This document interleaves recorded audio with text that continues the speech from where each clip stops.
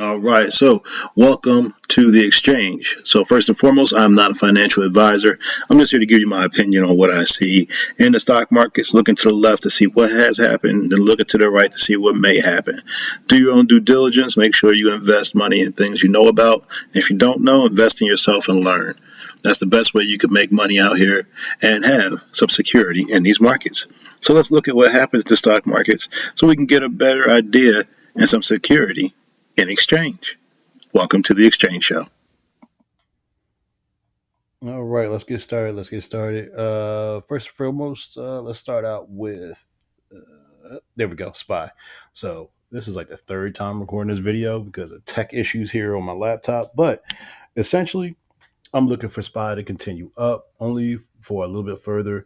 What I did was I measured before I turned this algorithm on. I measured the last movement, and it was like this from the last base we got. So we had a base, a drop, and then a push up. I measured that push up.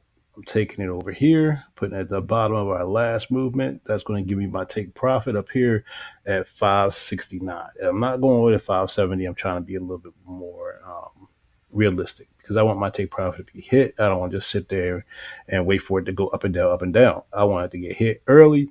That way I can get all my money fast. Now I turn the algorithm on. Next thing I know, I gotta go up to 566 and 569. So anywhere in between that 66 and 69 area, if I get my money, I'm happy. Uh, so that's what I think is going to happen with SPY. It's going to continue up, but be wary. There is bearish divergence in the daily and in the weekly time frames for SPY.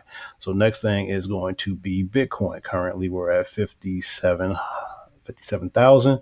I would look for entry if it comes back and retest that bottom of 53 or 56. So those are the two areas I would look for entry to the upside.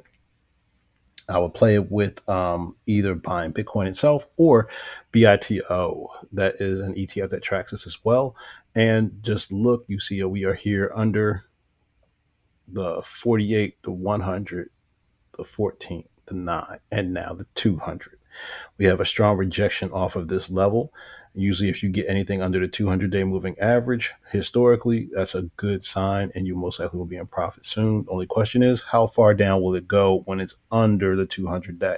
I had a demand area already plotted out here, so in my opinion, I feel like it may come down a little bit more to the 53 or 54 area for entry going up. I already had this marked up as well too. So this trade is where I would love for it to go. And that's just back to the last area structure, and that's 70,000 or 71,000.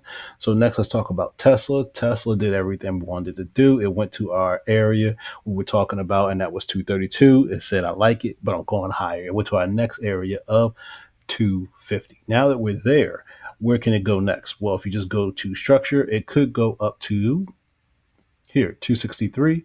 You can look at 263 if Tesla is going to continue up, but it may have rejection at that point.